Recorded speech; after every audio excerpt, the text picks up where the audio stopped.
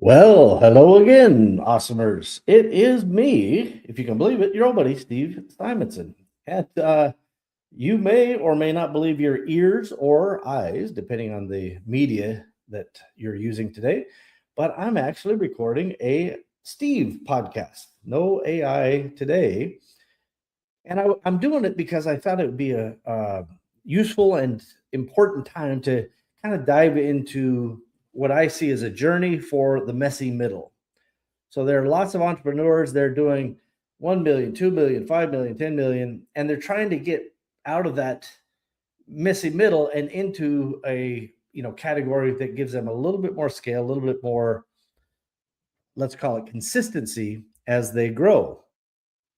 Consistency being more predictable profits, cash flows, etc., where they don't feel like they're going nuts every day. Now, it takes chaos to get to that consistency, but I thought I'd just share a very brief view of the world as I see it, and then you can decide if you see it that way. So, if you're listening in audio form, I'll do my very best to articulate each and every point. If you're lucky enough to watch this on video, whether it's on YouTube or Facebook or wherever, certainly feel free to visually pay attention as I have some slides to kind of help us through. At the end of the day, however, you can always go find this again on the Osmer's website or Catalyst 88. Somewhere we'll post this and make sure that you have access to it. And if you can't find it, then just find a way to reach me, and we'll make sure you get it. So let's get the presentation going here, and I will just give you kind of a very brief overview, which is we've created something called the Chairman's Circle over at Catalyst 88. And this one is a more of a hybrid online concept. So in the past, we've done kind of localized quarterly events. Now we're trying to focus a little bit more on what I would call the online version of that concept, but it still comes down to the very natural result of having serious founders in the room, whether the room is virtual or otherwise, and having people who are ready to move beyond the tactics of the operator and into the strategic architect. So as we like to think of it, right? In fact, I'm going to help you guys know that I'm really serious and super smart because I got the glasses. Fundamentally, this comes down to a transition, right? Whatever got you where you are now, kudos, excellent, love it. And by the way, it's a little bit of magic. I mean, don't take it for granted. You take a minute and just remind yourself that not everybody can do what you've done. And since you have your eyes on a big vision, let me help you think about the types of changes or transition that you have to think about to achieve that next level. These considerations will vary in individual contexts, but the very basic principles and patterns remain the same. So, the transition we're talking about is from being the person who does everything in that startup environment to the person who designs how, or at least why, everything gets done, right? That doesn't mean you have to write every single system. You may just say, we need this, and here's why. Go figure it out, team. That's fine too. But you're architecting versus doing on a day-to-day basis. So early in business, tactics matter. You need sales, you need customers, you need cash flow. Eventually, information is no longer the main constraint, right? The real constraint becomes perspective, even implementation. Decision-making becomes a bit of a bottleneck. And of course, accountability. As your organization grows, if you don't build it right, it may have, let's just call them different tribes, warring tribes sometimes. And by the way, that's where the right room becomes incredibly valuable. So from the outside, entrepreneurship, often looks very different from how it feels on the inside. And maybe some of you guys have experienced that. I certainly can speak firsthand that everybody outside sees this beautiful vision and they're just smashed it. Everything's so good. But that vision that they have of just revenue and growth and brand and product and kudos and everybody's just celebrating, I want people to recognize it and have the victory lap from time to time, but that we all know that underneath the surface, there is a founder who's carrying the pressures of payroll, the margins being attacked by tariffs or supply chain or oil prices, partnership tensions, if you have a partner or have that situation, employee issues. And by the way, you got 87 open browser tabs, all with a task that you've only started but not finished. And unfortunately, it's kind of funny to say it, but it really isn't a joke. This is the emotional operating system of a lot of founders. I think we can all identify with that. Most entrepreneurs start a company to create freedom, right? You want freedom, I want freedom. Who doesn't? But we actually construct what I call a very elaborate prison, right? Because it's nice. Some elements are nice, but you're also the warden and the inmate. Nobody's letting you out. And honestly, you don't have the option to let yourself out because you need to keep working.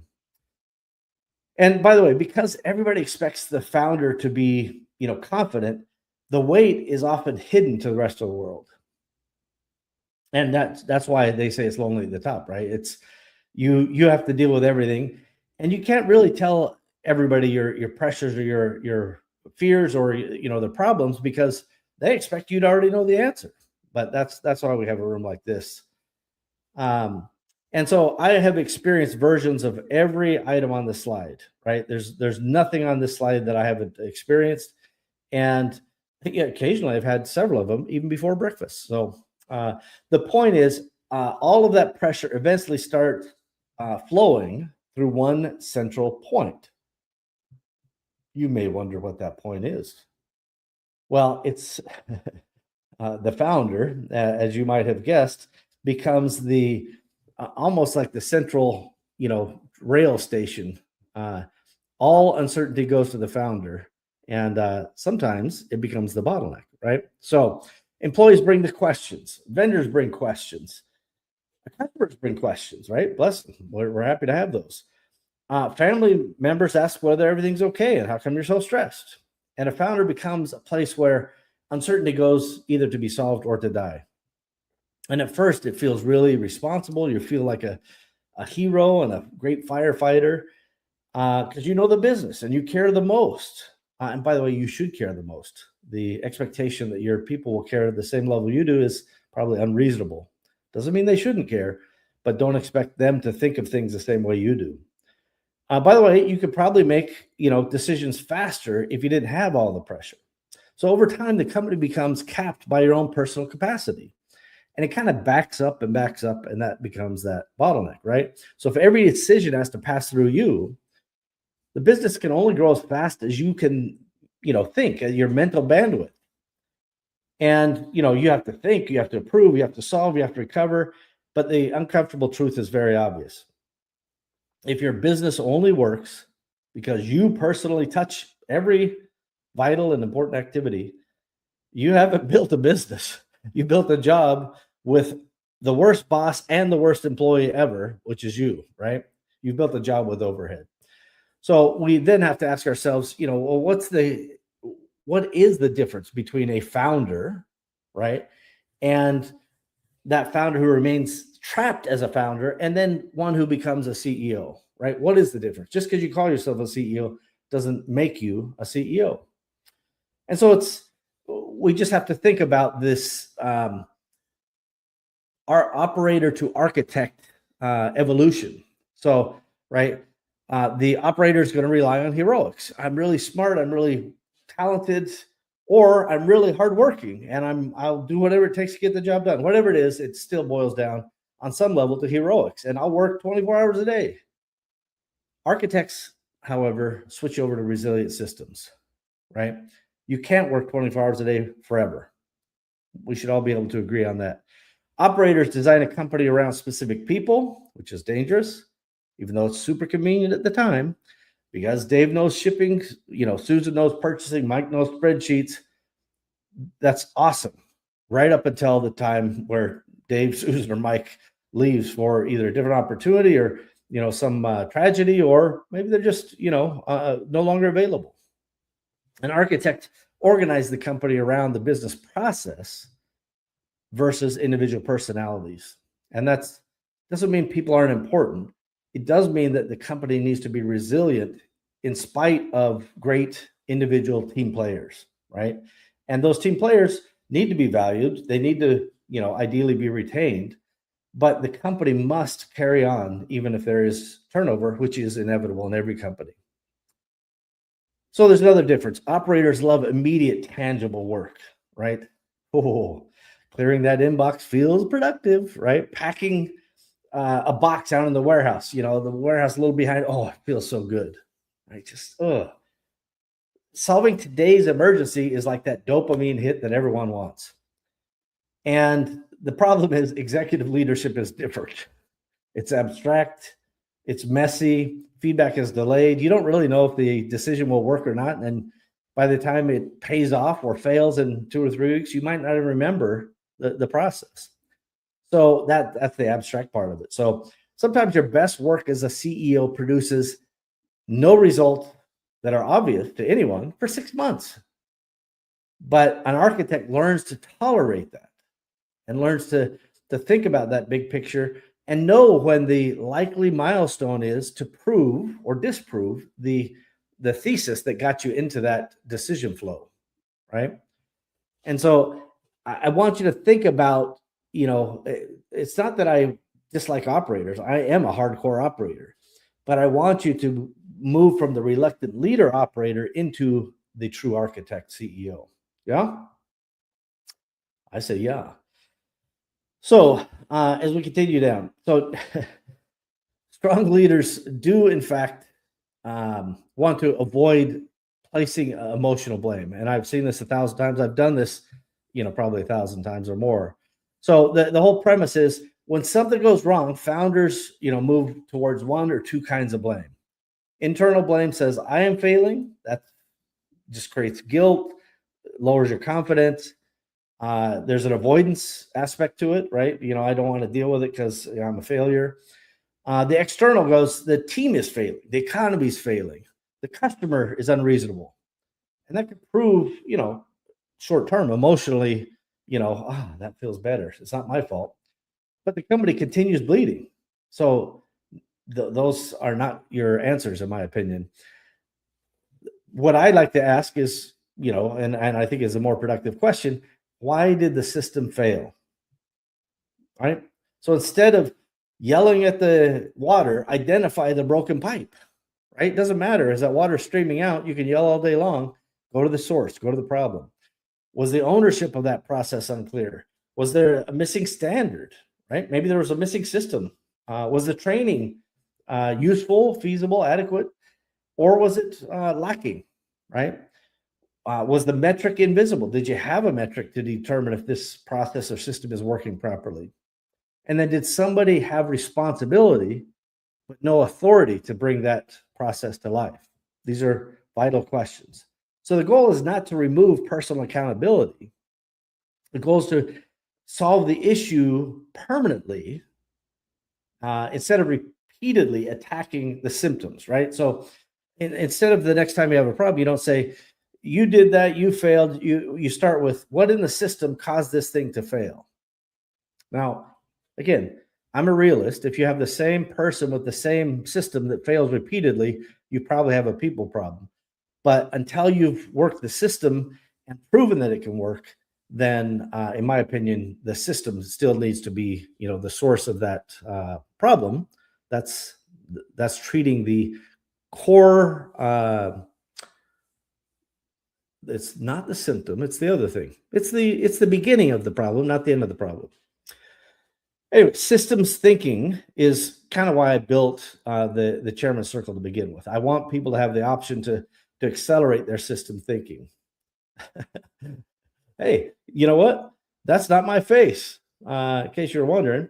But what it is a great example of experience. So 30 years in the trenches, 20,000 entrepreneurs advised you to go to my mentor, Steve, and get my advice free any day of the week. There's also countless, hundreds and hundreds of hours of videos and speeches and other things I've done. There's plenty of things you can find on YouTube, podcasts, Spotify, etc. And the version I have of this presentation, by the way, has a silly photo of me. This is even better because it's not me, and it's hilarious. So anyway, and over time we've built a lot of revenue, uh, in the low billions at this stage. So, but none of that matters. That's all just vanity. Like we don't really care about um, what I would call the vein side of the business. We want the structural, systemic, scalable side to be the most important side. So let's think about this. Scalable companies require executive clarity, systemic infrastructure, and peer accountability, right? So, how do we get there? I like to think of a scalable business as resting on these three major pillars, right? The first is executive clarity. Like, do you know what you're doing? Do you know why you're going? What your strategic objective is, your personal why? These are really, really important. So, better decisions, strategy, hot seats within the chairman circle and things like that, and reconnecting the founder to the real reason why they're doing this. That's part of my mission. I make you rise above it in the chairman circle for those who are members, right? And so my objective is to take you out of that day to day. Did this tactic work? On Amazon listing, the super duper right click so that you could send in one inventory instead of 20. Like, I won't talk about that stuff because that's not a winning long term strategy. I want you to, make better decisions and then move into that systemic infrastructure. So this is how you ultimately escape the bottleneck, by the way. So you're going to choose system over heroics. You're going to solve reoccurring obstacles permanently, once and for all. That is such a key thing. I see founders dealing with the same problem again and again, and I'm like, why wasn't it solved the last 3 times that happened? Like, you're literally walking into a bear trap, and then the next quarter, the bear trap's in the same spot, and you hit it again. And if you do that 3 or 4 times, there's a problem, right? And it's not a competence or intellectual problem. It's you're so busy, you're so chaotic that you can't see the bear trap. The good news is pattern recognition is something I try to help with. Anyway, once you move past that systemic infrastructure, you're going to try to get into the idea of, hey, how can I have my peers help me out with problems that I have, right? You're going to get honest feedback. And by the way, we're polite, we're nice. I like to say we're honest. And some people go, I'm brutally honest. And I'm like, be honest, don't be brutal, right? Let's be reasonable, let's be practical. But I'm also not going to put on a glossy coat of paint if I think the situation is serious. I'm going to just tell you the truth. So honest feedback is promised and delivered with absolute care for the entrepreneur and the situation involved. And by the way, you need to kind of make commitments outside of your own head, right? You kind of get into your grind day to day. And growth without pillars, without this structure, is more dangerous. Growth without systems is a faster route to chaos. Some of you already live in that chaos, and that's why, hanging out in the chairman's circle might be useful to you. So one of the most useful ways to create executive clarity is through, a strategic sit down with your team, a hot seat or what have you, right? Where we can just say, we'll ask you questions, we'll give you accountability. So let's talk about what that looks like. So let's just say you have some issue. You're like, I need a new marketing strategy, or I need help hiring a COO, right? And these may be correct conclusions, but they may also be symptoms that you're treating instead of the core problem, right? So in the hot seat, or it's not really a formal hot seat. There's no seat. It's not that hot. It's virtual. But we will just challenge your assumptions, right? We'll look at the second order consequences, right? Have you thought about these unintended potential consequences? We'll strip away any emotional baggage that we can, right? Each of these acting as a filter. And then maybe the marketing position is actually just poor positioning. Maybe the product's not quite right. You can't outmarket a terrible product or bad listing or what have you. Maybe the customer acquisition economics don't support the plan, right? Unit economics matter. Or maybe the founder doesn't actually need a CEO. They just need some relief. And so maybe some of their supervisors and managers can handle some of those things versus a one band-aid that fixes everything, right? So maybe the company needs cleaner management rhythms, right? Better defined ownership, proper scorecards between departments, right? Because what you don't want is a tug of war. You don't want abdication where one department goes, well, I did my job, it's not my problem. Like that's a bad culture. And so if you find yourself in a problem and we get you into that hot seat where we make you the focus of that particular discussion, this can help you save a lot of wandering around in the wilderness. Sometimes it can even save you years. And we've done these at in-person events. We've done these at kind of conference type events, but we can also do it virtually as well. And then you have not just myself, pretty good, but you have other great founders and CEOs who really care. They have great empathy because they're living that same world that you're living, and they will throw in their level best as well. So the point is, once you've identified the real issue, what are you going to do to turn that chaos into a working system? That then brings us into our first lesson in architecture. Well, maybe second, because we already talked about 3 columns. But the practical process that we use is to think about how to avoid a frustration that keeps repeating, right? So first, you got to define it, right? And you don't start with your preferred solution because that may be incorrect. You got to remove any names or people and define it as a systemic failure, right? So you depersonalize it and go, what about this system isn't working, instead of why is Bob sucked? That never works. Or it certainly won't make Bob a team player. So the next thing is, once you get rid of the names and so forth, then you want to quantify the cost of this, right? What's actually happening as a result of this frustration, this process that's failing? And is the cost, in terms of money or time or errors, lost customers, just bad energy? And whatever the concept of the simplest working solution is often the right solution. But we first must ask, is the juice worth the squeeze? So you've quantified it, and then you thought about the solution. You're like, is it worth it, right? Is the juice worth the squeeze? One of my favorite axioms. And if it is, then and only then do you define an SOP, give them ownership, give them the KPI, and then you roll it out. And you check on it. By the way, you still iterate on it. And there's a warning here that matters. Don't build a system for every future imaginary problem, right? Because people kind of over-engineer once they get the system building bug, so to speak. I want you to think about that premise as this is what happens when you have a repeating process that keeps failing.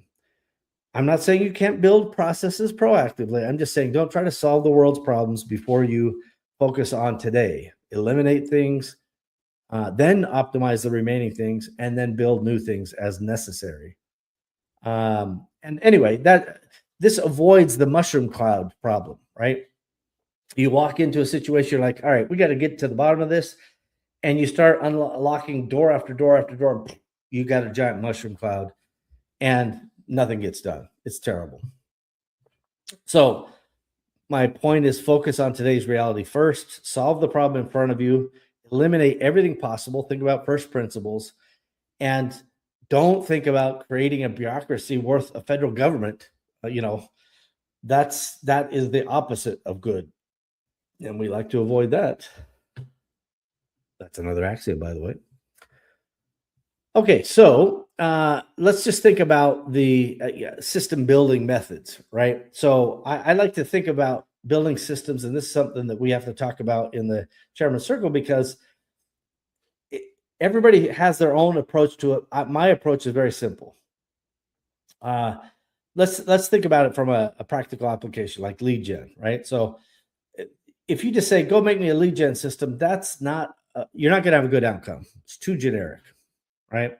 This is literally too vague to assign and expect a good result. So instead we ask, what systems do you need for lead gen, right? And a single one answer might be an ad system.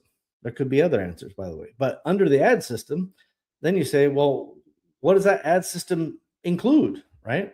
Well, at a minimum, it might include Facebook and Amazon. That might include other channels, by the way. But you just keep going down one side of the equation, and then you go, all right, what repeatable work makes this channel function? Whether it's Facebook or Amazon, maybe there's overlap. Things like copywriting, graphic design, tracking the campaigns, setting up the campaigns, analysis, etc. And so you're just kind of going down, and we keep asking the question until we reach the bedrock of a single actionable task. And now with AI, it's really easy to help kind of get you down that little rabbit hole or chain, if you will, so that you're really down where you go, all right, I need this. Here's all the components. Let's start with one and work our way up. So the task can have an owner, a standard, a deadline, and a measurable outcome. That's how you know you have a system. And the golden rule is very simple. Never design a system around the personality of the current operator, whoever's doing the job now.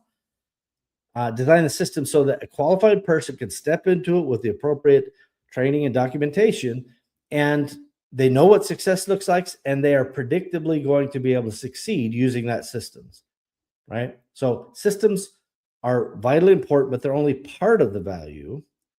As you think about, being that CEO, you need to have a philosophy of how all this works together. And that, again, that's kind of what the room is for, the room being the chairman's circle. So every founder has blind spots. Every founder carries emotional baggage around their company, usually from, past mistakes or costly errors. I know I certainly have them. That's natural, frankly. Other operators bring something you don't have, which is distance, right? They also bring expensive lessons from situations you may not have encountered yet. My promise to anybody in the chairman's circle is whatever problem you have, I can almost certainly 10x the pain. So if you've had a logistics problem or a supplier problem or a marketing problem, I'm sure I have an example where I spent 10 times more than you do, and I'm happy to share those. My pain can be your happy reprieve to go, well, I guess it's not so bad. So that's part of the lessons learned. By the way, part of the experience of the chairman's circle is not just myself, but those peers around you having that.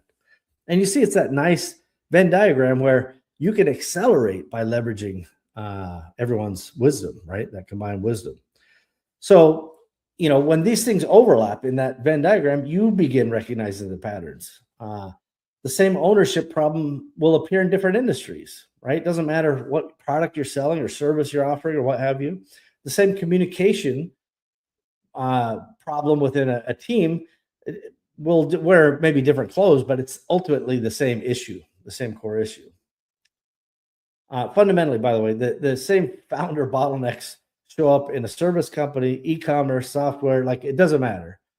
And I don't do any theory theater. Like I don't want to talk about, I won't. I will not. I'm trying to resist criticizing some things I don't believe in. Let's just say I don't bother thinking about theory. I like what's worked. What do we need to, make this work? Apply first principles, apply systems, and let's just see if our idea is right.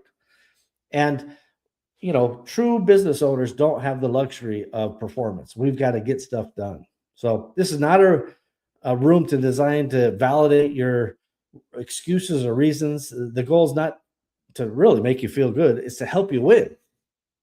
The goal is to help you win. So that does require respectful candor, right?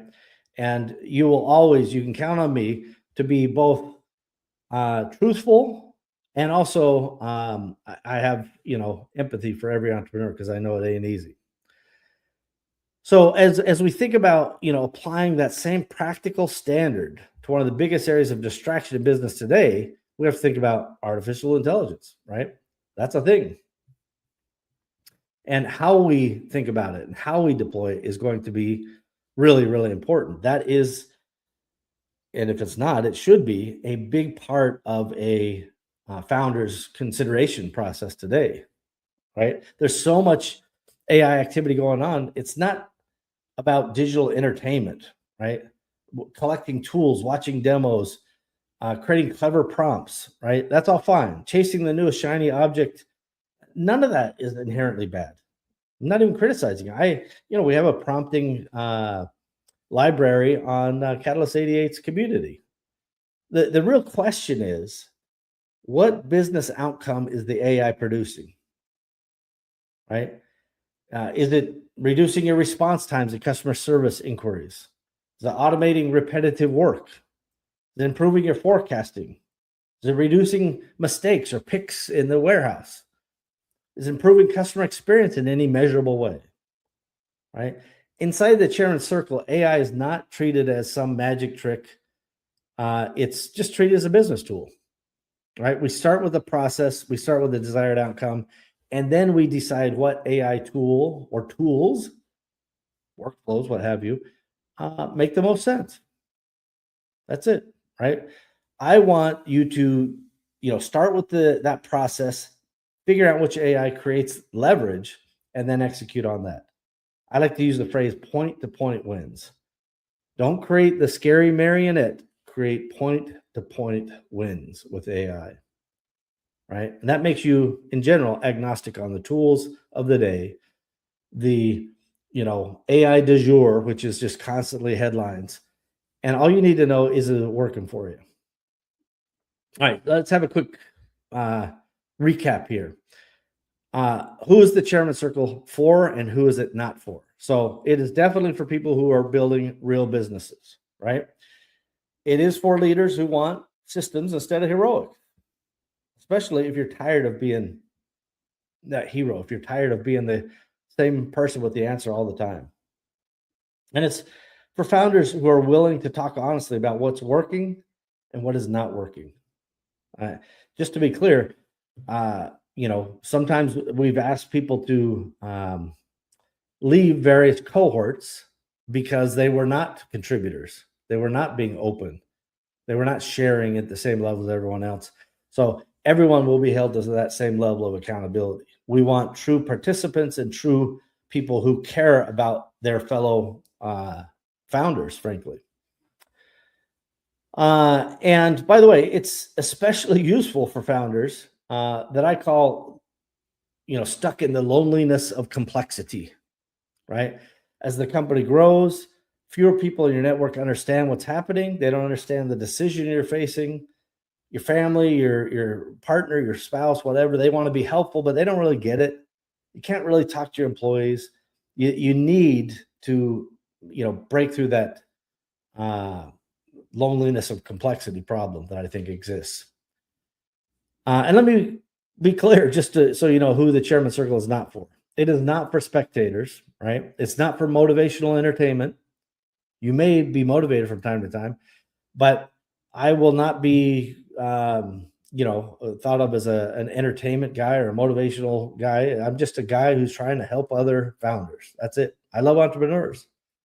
It's not for founders who want somebody else to run their company and absolve themselves of the final accountability on making decisions, right? And it's definitely not for people who ask for advice and then explain for the next 20 minutes why every possible action that we come up with as a group of experienced and reasonable thinkers, none of that could possibly apply, right? Some people have that muscle built in where it's like, well, I can't do that because of this reason and that reason. They have literally an endless supply of reasons why any solution to the problem is not going to work. And by the way, that's a mindset problem. The room only works where members contribute, execute, and take responsibility. That's it, right? Not a hard concept, but that's why personality and I would say curation of these groups is very, very important. And that's my responsibility to you. You can hold me accountable for that. So anyway, if you want to know more about the Chairman's Circle, it's very simple. It's built around 4, kind of deliverables. We've got the biweekly structured mastermind calls. These are working sessions. They're not casual networking. We're not just shooting the bull. We're trying to get things done. We're checking on what you promised to do last week. Occasionally, we will do deep dive strategy sessions or bonus sessions. You'll see these posted. And that's where we isolate issues and get into practical next steps. Then we have the ongoing online community of operators. We have private sections of the Catalyst 88 community. Nobody else can see except the Chairman Circle members, which gives you privacy and accountability with your peers, yet a simple, no ad supported platform to go, exchange and share information and help each other and ask for help as well. And of course, you get your old buddy Steve with a little bit of experience and some guidance. Pattern recognition from me does have some value, I am told, by others. Now, my role typically is to ask better questions, help you identify recurring patterns, challenge your assumptions, and help turn conversations into execution, right? I want you to do stuff. But the value is not limited to me. The whole room, the experience collectively of other founders is a big part of the program. That's why the curation is so ding dang important. And by the way, we limit each cohort to 10 at this point. So once it hits 10, then it's a new cohort. Not that the cohorts won't mix and match with each other from time to time, but there will never be a call where you have to have 100 other people who think they're going to get attention. It's limited to 10 per cohort at the moment. So, and I don't expect that to change, but I say at the moment just because if somebody says, hey, I got my own group of 12, I want to do it, then I would, figure out if that works or not. So ultimately, this comes down to a single test, right? There's only one question you should ask yourself, in my opinion, if you need a program like this. Here's the test.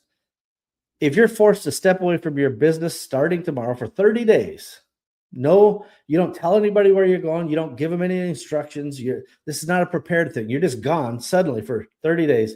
What would happen to your business? Would it continue operating? Would it continue growing? Would your managers or your leaders in place now make sound decisions? Would the systems continue to hold? Or would everything start collapsing by the next afternoon? Right? This is not about creating a company that never needs you, although, an ideal outcome is having a self-sufficient company. But this is more directly about creating a company that doesn't require your constant intervention to just simply survive, right? Chairman Circle exists to help serious founders make that transition from operator to architect. That's what this is about. From firefighter to leader, right? It's an evolution. You've got to do it. I want you to go from owning a job to owning a scalable business, which is worth, by the way, a better multiplier than a job. So my recommendation, stop collecting more information, stop collecting tools, stop collecting courses, and just implement something. Start implementing. If it's not this, find something similar and go do it. We're not looking for everybody. We're very picky about the right founders joining, and again, respectful, but I'm very careful to curate these things for the benefit of everyone, by the way. Just because somebody's not right for our circle doesn't mean you're not right for some other thing. So don't think that, a rejection from us is like some, big slight. It just means it wasn't right for us, but you'll be right somewhere else. Everybody's right somewhere. And, fundamentally, I would like you guys to think about building something that works without you, right? That is when you really can get a sense of when ownership starts feeling like ownership instead of just a job with the worst employee and the worst boss, both of which are you. Build something that works, even if you're gone, even if you have the audacity to want to take time off. That's what I like to see. So that's what the Chairman Circle is about. You guys can go to catalyst88.com/chairmans-circle if you want to see the options to join. There's one that's just an online cohort only, right? And that's great. You get all the peer stuff, all the bonus stuff. We even throw in some bonus materials within the community. There's also the upgrade, which is the Steve on Demand, which is essentially you can call me, you can text me, you'll have all my info, and you can do it anytime. And you can do it as often as you want until I think you've done it too much, and then I'll kick you out. So, no, the point is self-regulation good, never using it bad. So we find that happy medium, and having a fellow like me on your phone is, I would say, has some value. That's my belief. It has some value. And if you don't believe it does, that's okay. This is not right for you. But I can say from my these many years of experience, old Steve still has a thing or two to offer the world, and particularly for founders. So that's it for me, everybody. This is Awesomers presentation. We are doing so much with AI. We're doing so much with founders, teams, scale, systems. Developing talent within yourself and within your team. I'm super excited by it. I love it, and I hope some of you, a couple of you, will consider joining us real soon. Bye, everybody.